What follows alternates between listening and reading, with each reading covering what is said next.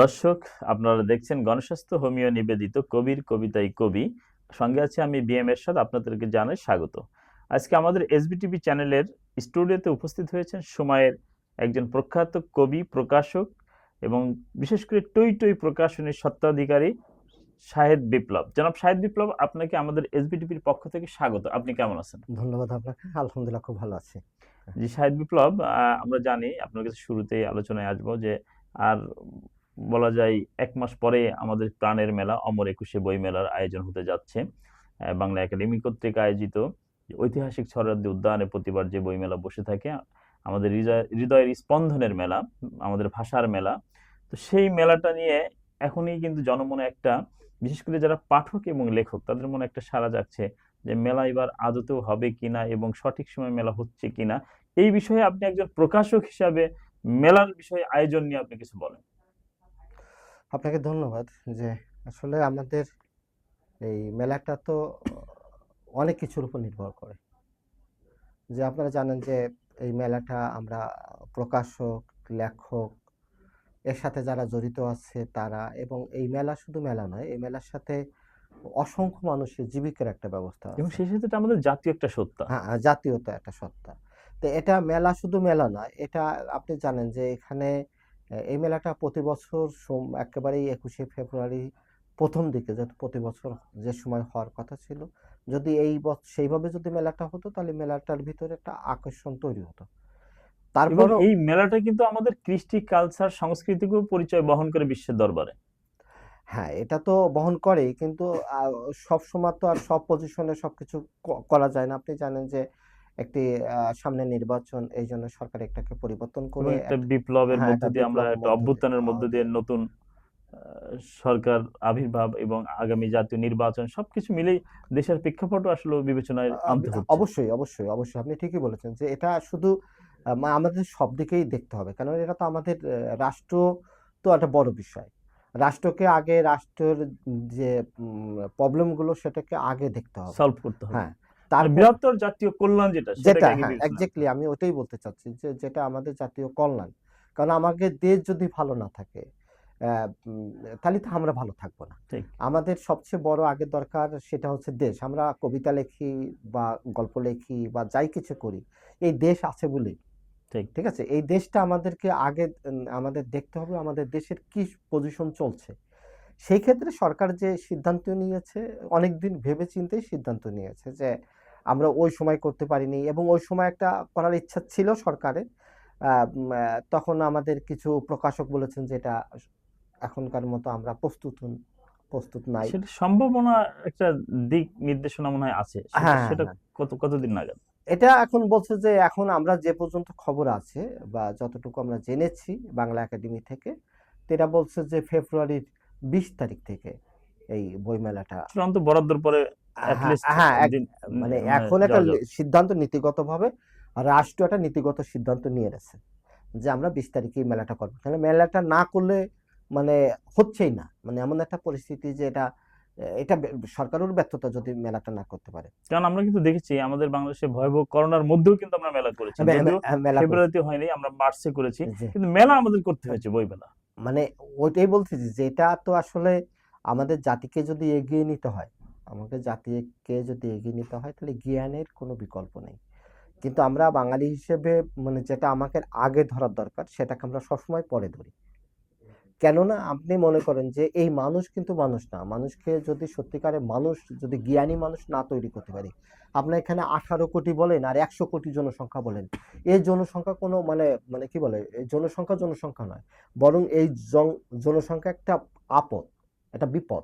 যত জনসংখ্যা হবে এটা জাতির জন্য ঠিক আছে। কিন্তু এই জনসংখ্যাকে যদি জনশক্তিতে রূপান্তরিত না করতে পারি, তাহলে কিন্তু এই জনসংখ্যা আমাদের জন্য একটা বিপজ্জনক।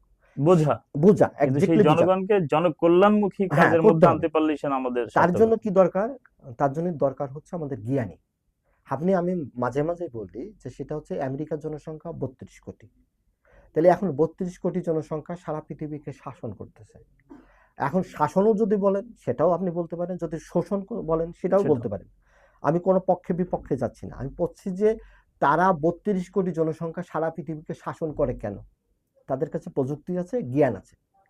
আর আমরা 18 কোটি মানুষ, আমাদের তো 18 কোটি মানুষ যদি সত্যিকারের অর্থে যদি আমরা মানুষ হতাম, তাহলে পুরো এশিয়াটা কিন্তু বাংলাদেশের মানুষ শাসন কিন্তু করতো। এটাও সত্য যে কোনো জাতিকে যদি উন্নত এবং অগ্রগতির দিকে এগিয়ে যেতে হয়, তাহলে সেই জাতির কৃষ্টি এবং কালচার সংস্কৃতিকে সবার আগে প্রায়োরিটি দেওয়া উচিত। ওটাই আর কি আমাদের তো ঐতিহ্য। বাঙালির আপনি ইতিহাসের দিকে তাকাই দেখেন, আমরা যদি একেবারে যদি আরো কয়েক হাজার বছরের পিছনের দিকে তাকাই দেখি, তখন বাঙালি জাতি কিন্তু বীরের জাতি। এবং এই ভারতবর্ষের দিকে তাকাই দেখি, আপনার ইউরোপে যে সময়, যখন ইউরোপে কোনো খাদ্য ছিল না, অভাব অনটনের যে সময় ছিল, সেই সময় কিন্তু ভারতবর্ষ অর্থ ছিল। আর এই কারণে দেখবেন যে ভারতবর্ষ থেকে অনেক ধরনের জাতি। এবং বিশেষ করে আরেকটা জিনিসও কিন্তু আপনি বইমেলাকে যদি আপনি নিয়ে আলোচনা করেন, বিশ্লেষণ করেন, এই যে এত দীর্ঘদিন পুরো 1 মাস ব্যাপী, এবং আমরা যে প্রতিনিয়ত যে মেলাটা করি, আমরা বলি জ্ঞানের মেলা, আমাদের প্রাণের মেলা, এটা কিন্তু পৃথিবীর কোথাও আছে বলে আমার সন্দেহ। আমরা যতদূর জানি যে নাই, এত দীর্ঘ সময় ধরে মেলা। না না, দীর্ঘ সময় ধরে এই এত নাই, কিন্তু বিষয়টা হচ্ছে যে এই মেলাটা কিন্তু আমাদের অনেক কিছু বহন করে। বহন করে। আপনি দেখেন, আমি আগেও বলেছি, যেমন দেখা গেল যে আমি বলি যে এই এই শিল্পের সাথে, প্রকাশনা শিল্পের সাথে অনেক মানুষের মানে কর্মসংস্থান জড়িয়ে আমি আছে। বলতে চাই প্রায় 2 কোটি মানুষ জড়িত, এইভাবেও বা ওইভাবে, প্রেস যেভাবে নেন। থেকে শুরু করে। যারা প্রেসের কাজ করে, যারা প্রেসের কাজ করে তারা জড়িত, যারা প্রুফ দেখে তারা জড়িত। আমি দেখেছি যে একটি বই 24টা জায়গায় হাত বদল হয়, হাত কম বদল করে হয়। 24টা জায়গা, 24টা মানুষ পায়। কিন্তু তারপরও যদি আপনি দেখেন, বাইন্ডিং, হ্যাঁ, মুদ্রণ। এগুলি একেবারে ভিতরের, এই 32টে মানে 24টে জায়গা একেবারে ভিতরের। কিন্তু এর বাইরে যারা কার্টুন, আমরা যখন ওই বইটা বাদাই করি কার্টনে, সেই কার্টুন যে ব্যক্তি বিক্রি করে সেও কিন্তু এর সাথে জড়িত।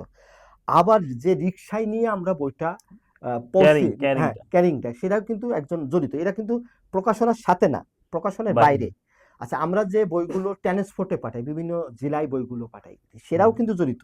এই 24টে মানুষ জোড়ার বাইরে কিন্তু এগুলি জড়িত। আবার যখন লেবারে, আমরা লেবার দিয়ে বইটা আমরা এক জায়গাতে আরেক জায়গা করি, এক বাদাইখানা থেকে নিয়ে যখন আমাদের হাউজি বইগুলো নেই, সেখানে কিন্তু জড়িত।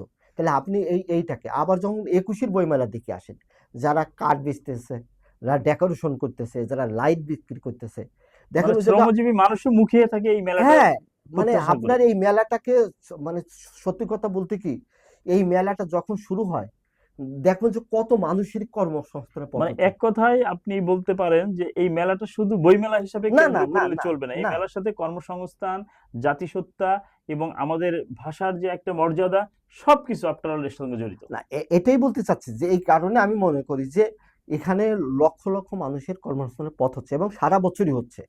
শুধু খালি 21শে বইমেলা নিয়ে, মানে আমরা প্রতি বছর 21শে বইমেলায় যে আমাদের পাঠকদেরকে টেনে আনছি, শুধু তাই নয়, আর বইয়ের পাঠক টেনে আনছি তা কিন্তু না।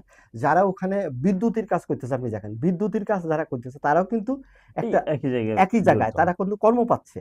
কারণ আমরা, এবং ফুড কোর্ট, ফাস্ট জি জি ফুড জি ইত্যাদি জি বিক্রি। জি, আচ্ছা শাহিদ বিপ্লব, আমরা এখন একটু অন্য প্রসঙ্গে আসি। আমরা জানি যে আপনি সময়ের একজন অত্যন্ত আলোচিত লেখক, একাধারে আপনি কবি, একাধারে আপনি প্রাবন্ধিক, এবং আপনি ভ্রমণ পিপাসু একজন মানুষ।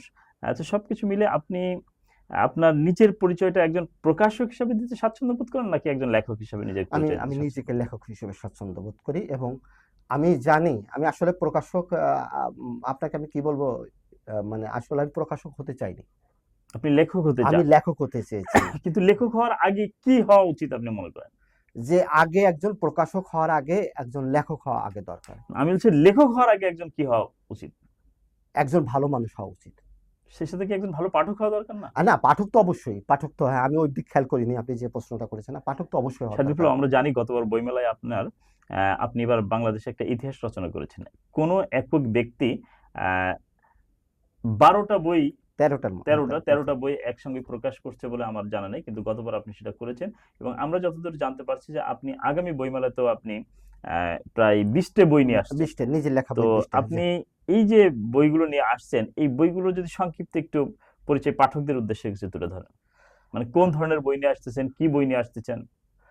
আমি আসলে মূলত যে জিনিসটা চাই যে এই জাতি, আমি আসলে এই আপনাকে আমি কি বলবো যে এই জাতি নিয়ে আমি খুব স্বপ্ন দেখি, এবং স্বপ্ন দেখার কারণে আমি কিন্তু বাইরের একটা ভালো জীবন যাপন আমি রেখে বাংলাদেশে চলে এসেছি। কিন্তু এটা আমার আমার কাছে মনে হয় এটা আমার দায়বদ্ধতা, এবং পাঠকদের কাছে আমি এই কারণেই লিখি যে একটি উন্নত জাতি চাই, এবং উন্নত জাতি যদি আমাকে তৈরি করতে হয় তাহলে জ্ঞানের কোনো বিকল্প নেই।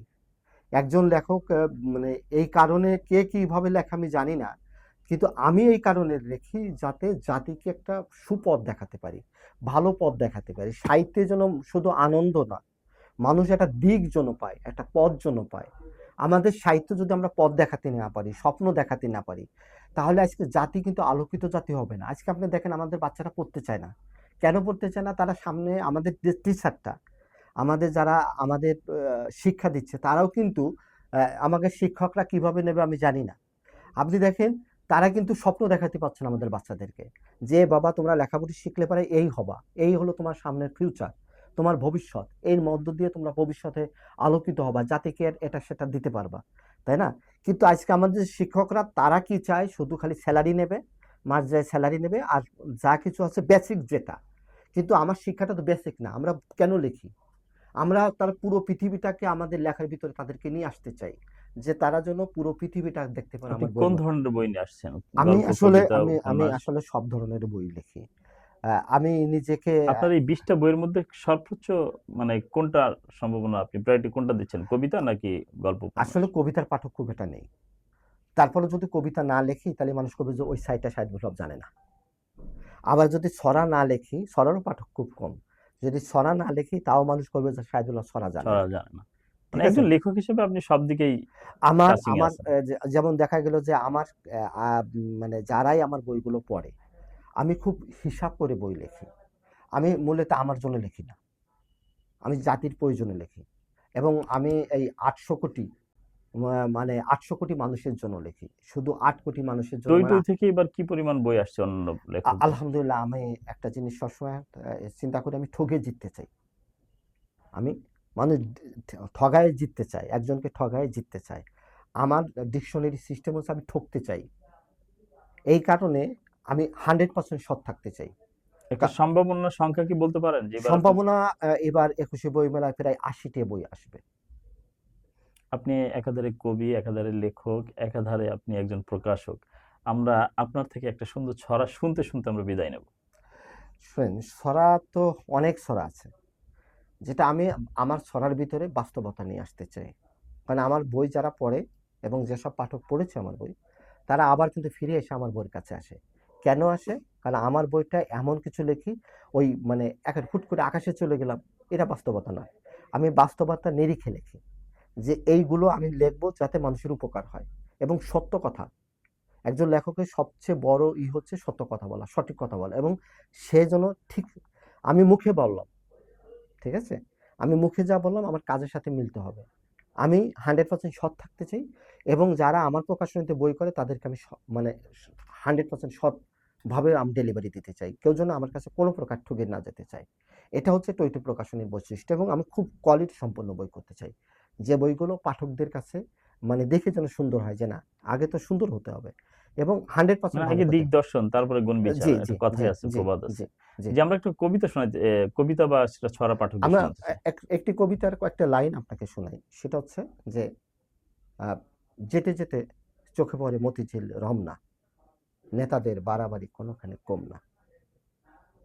আমরা আমাদের রাজনীতি হবে জাতির জন্য, দেশের জন্য। কিন্তু সেই রাজনীতিটা কতটা কল্যাণমুখী সেটাও কিন্তু আমাদের বিবেচনার বিষয়। কারণ রাজনীতি পুরো জাতিকে একটি মানে রাজনীতিবিদরা যদি সৎ হয় তাহলে জাতি একটা সুন্দর দেশ সুন্দর পায়। দেশ পায়। এই প্রত্যাশা আমাদের কবিতা সাহিত্যের ভিতরে সেই কথাটাই বলতে চাই। আবার আরেক জায়গায় বলেছি যে, আমরা পুলিশ কাদের, যে ক্ষমতায় থাকবে যখন আমরা তখন তাদের। ঠিক এটাও আমরা চাই না। আমরা চাই যে পুলিশটা যেন জনগণের পুলিশ হয়। পুলিশ হয়।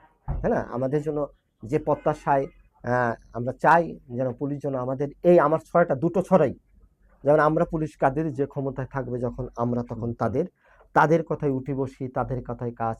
এই কারণে লজ্জা শরম নেই আমাদের আজ। পকেট ভরে টাকা কামাই যাচ্ছে দিনটা সুখে। মুখে বলি সেবক মোরা থাকবো সুখে দুঃখে। এটা আমি চাই যে আমাদের পুলিশ প্রশাসন এই আমার ছড়াটাকে মিথ্যা প্রমাণ করে দিক। আমি চাই না যে এই ছড়াটা সত্য হোক। কারণ আমরা চাই, তাদের কাছে অনেক প্রত্যাশা করি। আবার আরেকখানে যেটা আমাকে দুটো মেরুটা, একটা পুলিশ আরেকটা হচ্ছে রাজনীতিবিদ। রাজনীতি। সেখানে আবার বলেছে, কারণ এই দুটো শ্রেণীর কাছে আমাদের জাতি এগিয়ে যেতে পারবে। তারা সৎ হলে দেশ এগিয়ে দেশের যাবে, পরিবর্তন হয়ে যাবে। পরিবর্তন হবে। তাই আমি বলেছি যে, আপনার যেতে, যেতে চোখে পড়ে মতিঝিল রমনা, নেতাদের বাড়াবাড়ি কোনোখানে কম না।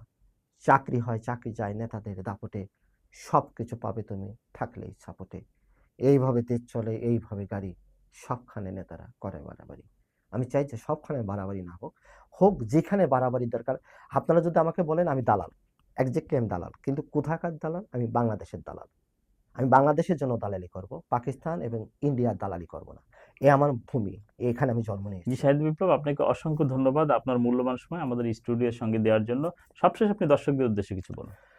আমি দর্শকদের কথা একটা কথা বলবো যে আমাদের বই পড়ার প্রয়োজন, একজ্যাক্টলি বই পড়া প্রয়োজন। প্রতিদিন কম করে হলো কম করে হলো 2 ঘন্টা বই পড়ার দরকার। যদি এই জাতি 2 ঘন্টা করে বই পড়ে, যে কোনো বই যদি 2 ঘন্টা করে এই জাতি পড়ে, এই বাংলাদেশ যদি পড়ে এবং এই কন্টিনিউ যদি 10টা বছর পরে পড়ে, এই বাংলাদেশের চেহারা চেঞ্জ হয়ে যাবে। জি আপনাকে অসংখ্য ধন্যবাদ। আপনার এই উক্তির মাধ্যমে আমরাও দর্শকদের বলবো যে আসুন আমরা সকলে বই পড়ি এবং বইয়ের সাথে আমরা প্রেম প্রীতি গড়ে তুলি। দর্শক এতক্ষণ দেখছিলেন এসবিটিভির গণস্বাস্থ্য হোমিও নিবেদিত কবির কবিতায় কবি। যারা যে যেখান থেকে আমাদের এই অনুষ্ঠান দেখছেন শুনছেন তাদের প্রত্যেকেই ভালো থাকুন, সুস্থ থাকুন এবং এসবিটিভির সঙ্গে থাকুন। ধন্যবাদ।